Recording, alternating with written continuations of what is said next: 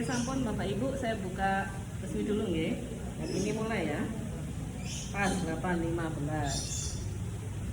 Ya. Baik, Assalamualaikum warahmatullahi wabarakatuh. Mohon izin saya duduk di sini. Saya kemarin ini satu kabel putus sudah. Kesandung soalnya.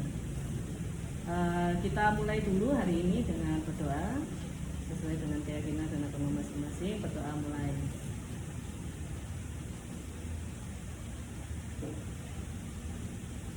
Baik, bismillahirrahmanirrahim.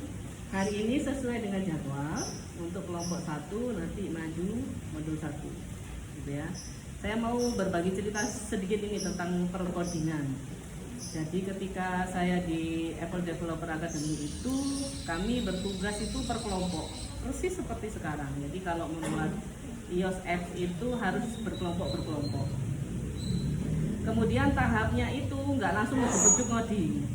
Kita itu harus riset dulu, kemudian membuat desain, kemudian ngedraft desainnya itu sampai membuat mockup, sampai membuat MVP namanya, minimum viable product.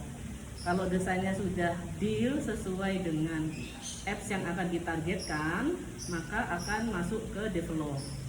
Develop itu adalah disebutnya adalah bagian dari di dalam bagian dari develop itu adalah programming atau coding. Coding adalah bagian dari programmingnya. Jadi coding itu hanya satu kegiatan kalau kita mau bikin sesuatu, apakah itu apps, website, software, game, atau apapun yang bisa kita lihat di laptop atau layar komputer ya. Nah, di dalam proses research itu kita bisa explore. Jadi setiap orang itu disuruh bertanya sebanyak-banyaknya masalah yang ada di sekitar. Jadi seperti guru misalnya, masalahnya apa sih? Misalnya guru matematika, anak lupa rumus, itu harus dicatat. Misalnya anak susah mengerti tentang perkalian, misalnya kita harus mencatat sebanyak mungkin dalam salah satu riset itu. Karena kami biasanya itu sesuatu yang impactnya besar, maka kita ke sosial ya, misalnya tentang sampah, tentang kemiskinan, tentang ekonomi gitu-gitu.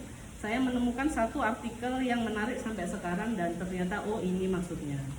Jadi di artikel itu ada cerita ada orang asing yang berkeliling. Kalau sekarang kan banyak ya, misalnya di medsos itu ada orang asing terus nanya, kamu ngapain, nanti dibantu, dikasih dana seperti itu ya, untuk pelukis atau lain-lain. Nah, saat itu orang asing itu bertemu dengan homeless, ini orang luar negeri sih ya, dengan tunawisma gitu.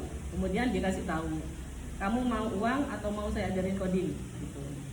Misalnya dia milih, saya mau diajari coding aja. Akhirnya tiap hari didatangi, dibawain laptop, diajari coding, bikin apps, bikin aplikasi di iPhone gitu saat itu. Hanya belajar tentang Swift programming, dibimbing sampai apps-nya jadi dan publish launching di App Store. Kalau Google Store, Google Play Store gitu ya. Akhirnya apps itu laris, banyak yang ngunduh. Kan kita bisa ngasih uang ya, kita bisa monetize istilahnya itu. Apps yang kita download itu nggak selalu gratis kayak WhatsApp gitu kan, kita gratis ya, tapi kan kita bayar dengan hal lain ya. Nah, itu kita bisa suruh bayar gitu. Akhirnya beliau yang tunawisma ini bisa bikin apps, kemudian apps-nya laris, akhirnya nggak jadi homeless lagi. Saat itu kayaknya too good to be true bagi saya, tak masuk akal lah, homeless kok belajar coding kok bisa gitu. Tapi setelah saya hampir 9 bulan ya, kalau di Apple Dev itu seperti sekolah, jadi kita masuk setiap hari Senin sampai Jumat, hampir 8 bulan ke 9 bulan gitu, mempelajari itu. Ternyata bisa ya gitu. Nah, tapi sulitnya minta ampun bilang memang apa mana ibu-ibu gitu ya, ibu-ibu maksudnya kita ngoding udah lupa, gak masak ini misalnya gitu. Nah, itu ternyata cerita itu ada di dalam bungkus bukan kampanye tapi slogan everybody can code. Jadi semua orang bisa ngoding gitu.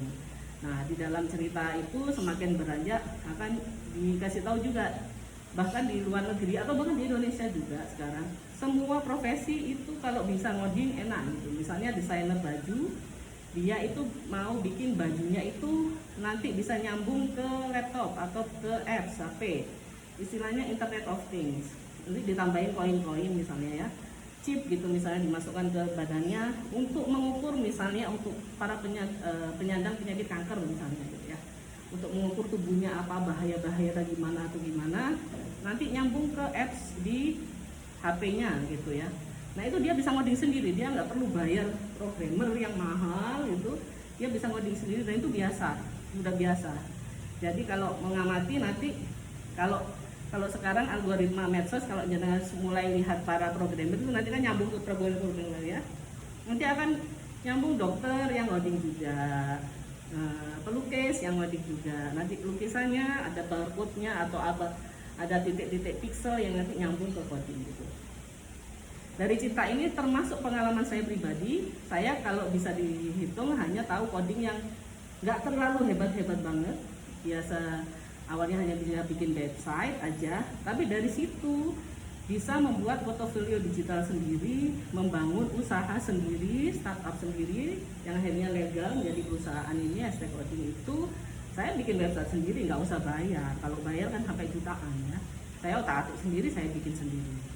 Masa pandemi survive, bisa bikin kelas online, coding anak, coding dewasa. Dan ketika ada pemangkasan PHK misalnya, alhamdulillah masih survive sampai sekarang, hadir di depan Bapak Ibu. Jadi yang tadi cerita homeless tadi, yang kok nggak bisa juga kasih duit milihnya coding dan kayaknya nggak masuk akal, ternyata itu masuk akal. Itu nanti mungkin bisa cerita ini disampaikan lagi kepada murid-muridnya bahwa skill ini, coding ini adalah future skill atau skill masa depan yang sangat berguna nanti di masa depan, baik untuk survive ataupun bertahan ataupun bahkan berkarya dan berprestasi gitu ya. Nah, nanti di kelompok 1, di modul 1 ini kita bisa mengetahui bahwa coding itu apaan sih ya, atau KA itu apaan sih. Dan nanti kalau di Indonesia yang belum rata, bahkan ada yang listriknya aja belum rata, itu gimana kita bisa ngenalin coding nih kalau mereka nggak punya laptop gitu ya. Nanti, nah sekarang silakan dipersiapkan untuk kelompok 1 nanti maju. Ini ada PC all-in-one-nya sekolah yang bisa nyambung wifi, udah aman, nanti bisa disambungin ke situ, buka flash disknya atau buka Google Drive-nya. Kalau saya login wifi malah sulit ini, kalau itu malah udah login. Monggo sekarang kelompok 1 bisa maju.